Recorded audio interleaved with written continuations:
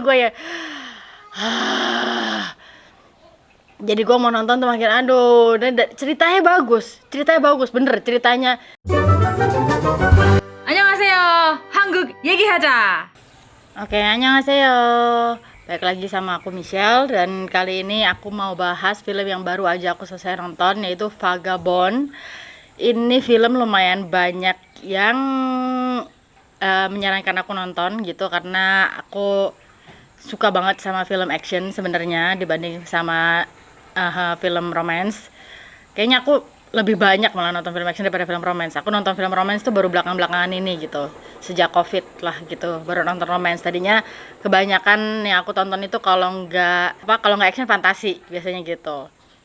Nah ini tuh banyak banget yang ngasih tahu juga, dan lumayan direkomend juga kayaknya sama Netflix ya, karena kan actionnya genrenya gitu. Jadi akhirnya setelah sekian lama aku kan film 2019 ya atau 2020, jadi aku baru nonton sekarang, udah telat banget sebenarnya. Dan aku mau cerita udah. Jadi cerita awalnya gini, plot filmnya kalau bagi kalian yang belum nonton adalah ini adalah seorang stuntman yang keponakannya menjadi korban dalam kecelakaan pesawat. Sebenarnya dia mau tahu kenapa ponakannya jadi korban, dan akhirnya berujung balas dendam, intinya gitu. Dan di situ juga ada peran utama perempuannya adalah agent khusus, Badan Intelijen Nasionalnya Korea gitu. Jadi ceweknya agent, cowoknya stuntman gitu. Nah, mereka bekerja sama untuk mengungkap kenyataan di balik jatuhnya pesawat ini gitu. Intinya gitu. Tapi sayangnya karena karena aku udah demen banget sama yang namanya action ya. Jadi waktu nonton itu ada bagian udah nonton episode 1, udah nonton terus sampai mau 10 menit terakhir deh. Itu kayak wah keren banget. Wah ini keren gitu kan. Ini keren gitu.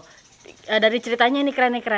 Pas mau action, nah agak emosi nontonnya. Spoiler warning. Kenapa? Karena orang ini ketemu sama teroris. Hitungannya teroris gitu ya. Ternyata si teroris ini pun adalah pasukan pembunuh khusus. Jadi bayaran khusus gitu lah. Pokoknya dia udah well trained pembunuh gitu, assassin gitu kan. Dan ingat lagi, perlu digarisbawahi bahwa si laki-laki ini adalah stuntman. Itu yang gue sebel. Bukan sebel, kenapa? Kalau dibikin mungkin background ceritanya sedikit lebih believable gitu ya, kayak misalnya si cowok ini tadinya misalnya ini cowoknya stuntman, titik ya, cowoknya stuntman. Tadinya kalau misalnya si cowok ini itu adalah agent khusus juga, terus misalnya satu kelompoknya dia mati, dia doang yang hidup, akhirnya dia nggak mau jadi itu lagi, terus dia berpikiran kerja apa, dia akhirnya kerjanya stuntman doang yang pura-pura. Terus ketemu kejadian ini, scene ini jadi masuk akal gitu. Tapi dia itu stuntman doang, nggak ada background sebelumnya. Bahkan di situ ceritanya pun dia itu stuntman yang bener-bener cuman jual nekat, nggak punya ability-nya nggak khusus banget, terus ceroboh gitu kan, bener-bener kayak jual nekat aja gitu. Aduh, terus dia ketemu sama si teroris ini, baru ketemu aja dia udah bisa mengelak pistol jarak dekat. Itu gue yang wow, dia stuntman yang sangat bagus ya gitu. Kalau sekali gue masih mikir hoki. Kedua kali gitu juga, udah dibeginiin, baru modor dia udah bisa mengelak. Gila, dia pikir dia flash apa? Kayak gitu, gue kesel. Maksudnya gak mungkin gitu loh, jarak sedekat itu dia mengelak pistol gitu kan. Terus berantemnya sejago itu gitu. Berantem sejago itu masih mungkin. Tapi setahu gue stuntman itu dilatih untuk tidak kena mukulnya, dilatih untuk itu. Atau kalau mukul pun nggak beneran gitu kan, karena kan stuntman pura-pura buat film gitu kan. Kalau dia parkurnya jago masih make sense, karena kan lari-lari lompatin gunung jadi lompatin gedung ke gedung gitu, itu kan banyak kan jarak jauh juga gitu kan. Dan emang biasanya emang stuntman dipakai buat itu, karena kan itu kan high risk gitu buat aktor. Jadi si stuntman-nya lari-lari, lompat dari gedung ke gedung, lompat dari gedung tinggi ke bawah misalnya gitu kan. Itu stunt kayak gitu emang biasanya kerjaannya stuntman gitu. Itu masih make sense menurut gua. Tapi untuk fight realnya itu jadi menurut gue jadi nggak make sense. Baik lagi kalau tadinya dia adalah pasukan elit juga terus jadi stuntman yang udah retire terus jadi stuntman masih masuk akal. Dia ini stuntman tok lawan highly trained assassin gitu, itu nggak mungkin men. Gue udah kesel itu di ending episode 1 dan sejak saat itu gue langsung agak drop level antusias gue. Tadi udah tinggi banget nonton film itu terus jadi agak drop. Terus akhirnya kan ada bertemu lah sama si cewek ini yang agent juga gitu kan. Nah agent dia agent ya, agent badan internasional badan intelijen nasional, agent lapangan. Baik lagi agent lapangan. Biarpun di situ dia bilang dia direkrut karena kepintarannya, tapi kan dia agent lapangan, berarti dia punya skill buat dipakai di lapangan dong. Baik itu harusnya short distance combat ataupun ya pistol, karena kan dia dikasih pistol, boleh pegang pistol gitu kan. Di situ dia kayak agent belakang meja gitu, kayak yang emang belakang meja doang lah, ngerti kan, maksudnya yang cuman itu yang bagian geeknya, bagian sidekicknya lah gitu. Tapi kemampuannya kayak gitu gue jadi agak sebel. Harusnya dia lebih jago lah, kan dia agent. Meskipun ada beberapa scene yang kayaknya dibuat dia lebih pintar, tapi menurut gue itu kurang gitu, karena dia agent lapangan. Baik lagi harusnya dia lebih strong atau lebih kapasitas berantem harusnya lebih dari itu menurut gue dibanding stuntman. Jadi ini kayak stuntman-nya jadi kayak agent khusus, sedangkan si ceweknya ini jadi kayak agent abal-abal gitu. Nontonnya jadi kayak gitu buat gue, jadi agak kebalik. Gue agak sebel. Udah begitu, udah agak kebalik ya ininya mereka nih, plotnya mereka yang tadinya stuntman sama jadi agent jadi cewek biasa gitu, cewek pintar biasa doang. Nah di episode berikutnya ada scene dimana mereka lagi mau ditembak sniper. Nah pas mereka mau ditembak sniper, dibikin lah ya pokoknya sini itu masih oke lah gitu. Timing awalnya tuh masih oke. Jadi mereka lagi berusaha udah, lu jangan gitu dong kayak gitu kan, kayak lagi berusaha nggak berantem, lu jangan gitu dong. Nah pas didorong, pas sniper nembak, jadi bener-bener hoki gitu kan. Wah nggak kenal, keren tuh, udah itu udah keren mulainya. Terus mereka lari ngumpet kan, ada sniper lari ke belakang mobil gitu kan, mereka ngumpet, terus ceweknya keluarin pistol, dia yang gemeteran gitu. Terus masa dia agent gitu. Balik lagi dia agent, masa dia gemeteran pegang pistol. Udah ya, itu udah salah satu, dia gemeteran pegang pistol. Kedua, ingetin, ini stuntman itu yang sampai gue kesel. Yang ini stuntman cowoknya. Terus stuntman-nya bilang apa? Coba sini, tangan lu kan gemeterannya, sini pistolnya kasih gue biar gue aja yang nembak. Itu udah dua salah ya. Agent tangannya masa agent tangannya bergetar, kan dia udah punya license tembak juga ya gitu ya, masa tangannya bergetar. Terus masa pistol dikasih ke rakyat biasa, hitungannya kan stuntman rakyat biasa dong, dia nggak punya license buat nembak dong. Seandainya pun iya dia stuntman khusus nembak baru dia punya license tembak, tapi kan orang biasa pada umumnya nggak boleh punya pistol. Ada peraturan yang membolehkan, kayak di Indonesia ada yang boleh, tapi itu peraturannya ketat banget gitu, kepemilikan senjata api. Tapi balik lagi, pada umumnya tidak boleh memberikan senjata api ke rakyat biasa. Itu udah ya. Udah salah di situ. Kedua, dia mau nembak loh dari handgun lawan sniper. Itu di situ satu sini itu gue udah 3 itu salahnya.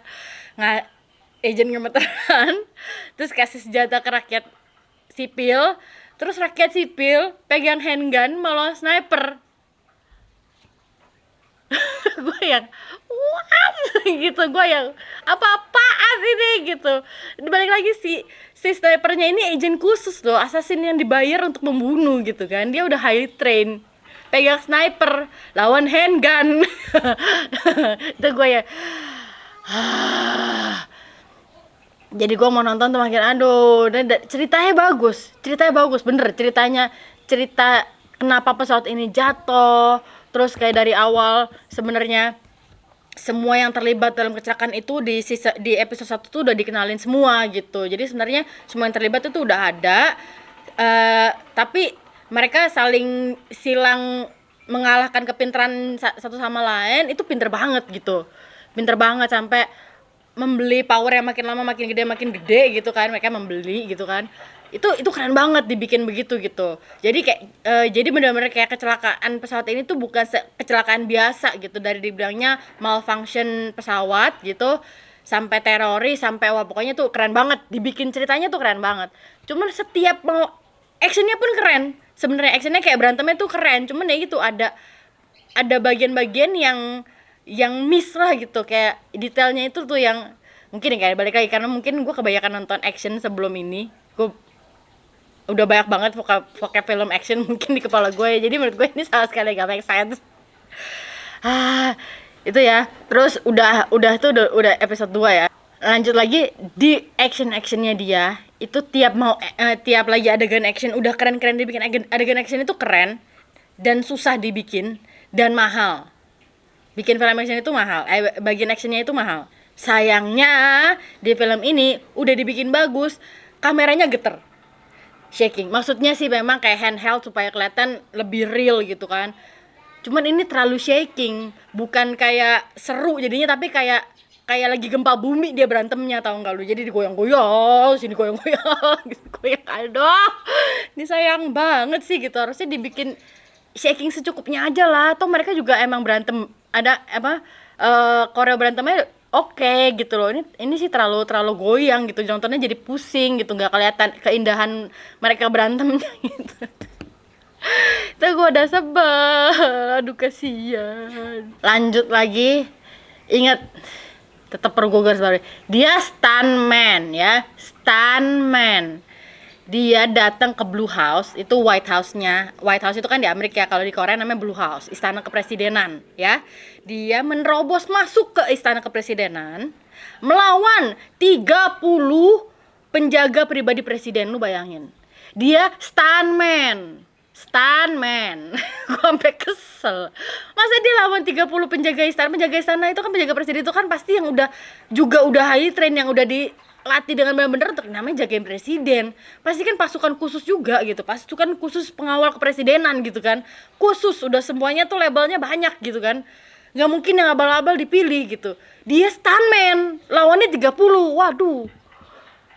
Gua nontonnya, kalau dia lawannya 4 terus dia lari-larian doang, misalnya kayak yang keahlian dia itu untuk parkour, masih oke. Dia sempat mukul juga, aduh kayak menurut gue itu agak nggak make sense gitu. Dia pikir dia Rambo gitu. Kalau kayak gitu gue agak sebel. Jadi dari semua nilai-nilai yang udah bagus ini, gara-gara sedikit ini tuh jadi drop banget menurut gue gitu loh. Jadi gue bingung banget untuk ngasih rating film ini tuh gimana gitu. Terus gue mau rekomen ke orang, gue jadi, karena gue sendiri suka action ya, jadi aduh gitu. Gue jadi drop. Ini udah ya, gue udah pusing dah nyatetnya. Gue catat ini karena gue nggak mau, berusaha nggak merawatkan, tapi karena ini kayak udah lumayan banyak ya. Ada lagi yang dia mau dibunuh sama lagi pasukan khusus Badan Intelijen Nasional. Jadi kalau Badan Intelijen Nasional punya buronan spesial kayak dia nih misalnya gitu ya, dia hire tim khusus lagi gitu, tim khusus lagi yang emang ahli juga dalam pembunuhan gitu kan, assassin gitu kan. Dia lawan assassinnya yang ada hampir 10 orang, dia bisa pegang kepalanya lu. Maksudnya pegang bosnya gitu, out of nowhere dia tetap bisa mendodge tembakan rifle dan shotgun dengan dekat. Terus dia bisa tiba-tiba menodongkan kepalanya ke si bosnya assassin ini yang bersepuluh ini, bosnya yang ditodong gitu, yang jangan gue tembak gitu. Dia stuntman, balik lagi dia stuntman. Gue sampai kesel, dia stuntman, masa dia bisa lawan begitu. Udah ya, itu gue udah lumayan sebel juga. Aduh, gue udah makin sebel. Aduh, gimana nih gue rating film ini nih ya. Sampai gue bingung mau ngajak ngobrol siapa ya, karena mungkin gue doang kali ya apa yang suka action, jadi menurut gue banyak salahnya di sini. Terus ini gue sebagai pencinta action aja, gue belum pernah bikin film action, gue nggak bisa bikin film, cuman gue pencinta film action banget. Jadi banyak vocab action di kepala mungkin ya, makanya kenapa bisa berpikir seperti ini. Karena tadinya ini gue ngobrol sama temen yang sukanya drama, emang sukanya drakor aja, drama cinta-cintaan gitu. Terus dia bilang ini bagus kok gitu, action doang, kalau suka ditonton aja gitu. Bagus banget menurut dia gitu. Ya udah akhirnya tonton. Pas nonton aku bilang ini nggak bagus, ini gini, ini ada ininya, maksudnya secara actionnya ya, secara ceritanya sih bagus, kayak aku bilang ceritanya bagus banget gitu. Oh gitu ya, oh soalnya aku nggak ngerti, dia bilang gitu. Tapi kan menurut gua ya ini kan kayak bukannya basic knowledge ya, nggak ngerti deh, tapi menurut gua ini kayak ya balik lagi, kayak masa polisi atau agent kasih pistol ke orang biasa, itu menurut gua udah nggak make sense. Orang bisa menghindar pistol jarak dekat, itu nggak masuk akal gitu. Dia bukan superhuman gitu kan. Dan yang terakhir, kesalahan terakhir adalah di sini ya, nih gue sekarang nih lagi G20 nih, di daerah rumah gue lagi G20 ini di Bali. Ini kalau pagi banyak helikopter lewat ya, helikopter baik yang lewat ya, perlu digarisbawahi lewat, jadi nggak mendarat di sini, lewat. Dia lewat aja, TV itu nggak kedengeran. Lagi nonton TV nggak kedengeran. Lagi nelfon nggak kedengeran. Nah, di sini ada satu scene ya, reporter di dalam helikopter. Reporter ya, jadi dia mau merekam kejadian nih, reporter di dalam helikopter. Ya.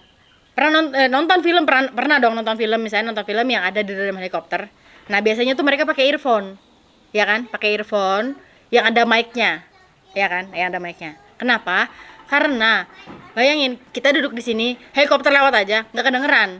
Makanya kenapa kalau dalam helikopter mereka pakai biar mereka bisa denger temennya ngomong dan mereka bisa ngomong, ya. Dia nelfon lo pakai handphone, nggak pakai teriak-teriak lagi. Dia disuruh sama bosnya, oke itu berita itu jangan diliput, lo pulang aja. Terus dia bilang, tapi nggak bisa pak, ini kan berita hangat pak, ini harus direkam sekarang gitu. Dia nggak teriak-teriak ngomongin, dan dia biasa. Gue ya, oh no, ini helikopter gitu, masa dia ngomongnya biasa nggak, yang enggak apa-apa enggak misalnya gitu. Mungkin lebih teriak kayak atau berusaha mendengar kayak gitu ya. Ini tuh dia ngomong biasa, terus yang ini berita hangat pak, ini harus direkam sekarang pak, ayo masa diudahin pak, masa gitu ngomongnya gitu doang. Jangan kalau ya ampun deh. Gue sih belum pernah naik helikopter, belum. Tapi lewat sini sering. Jadi menurut gue itu salah satu yang ganggu. Nah, tapi karena nonton ini action, gue jadi kayak apa film-film action yang dulu gue tonton itu berlebihan banget ya, apa terlalu ekstrem, apa karena itu yang gak real ya. Akhirnya karena nonton film itu jadi keingetan film yang lain, film-film action yang dulu gue suka nonton yang emang favorit gue, itu sampai kepikiran.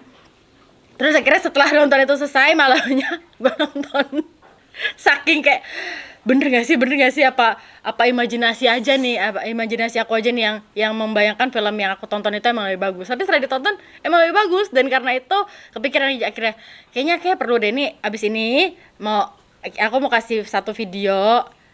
Kepikirannya ada dua video, yang versi Hollywood sama versi Hong Kong, film action the best yang sampai sekarang masih inget, padahal nontonnya dulu gitu, karena emang keren.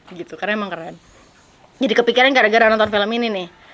Tapi film ini kalau kalian demen action tapi nggak action geek kayak aku, boleh kalian nonton Vagabond, mungkin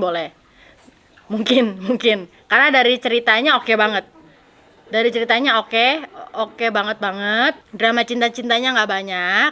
Actionnya aslinya keren, cuman pengantar ke actionnya ini loh, setiap mau mulai ke action ini tuh kayaknya salah gitu menurut gua. Jadi agak sebel gitu. Nah, jadi sampai sini aja gue bener-bener bingung nih mau ngerating Vagabond ini apa, itu bingung. Karena dari sisi lain bagus, cuman dibilangnya action tapi giliran tiap mau action agak flop, jadi bener-bener bingung nih mau diratingin berapa. Nah, kata-kata yang bisa dipelajari dari film ini yang paling sering diulang adalah pertama Tae-Dong-Yok itu presiden. Kedua itu ada korban, Piheja itu adalah korban. Yang ketiga Pihenggi itu adalah pesawat gitu. Jadi 3 hal ini yang selama nonton film itu selalu diulang, yang sering banget kedengeran itu. Karena kan dia selalu bilang aku keluarga korban pesawat B357 kalau nggak salah, apa 537 itu. Nah itu Tae-Dong-Yok presiden, korban Piheja Pesawatnya namanya 비행기. Itu bahasa Korea yang bisa dipelajari dalam film ini, yang paling sering diulang dan harusnya kalian lumayan dapet. Oke? Sampai sini aja video kali ini. See you di video berikutnya. 안녕. 시청해주셔서 감사합니다. 구독,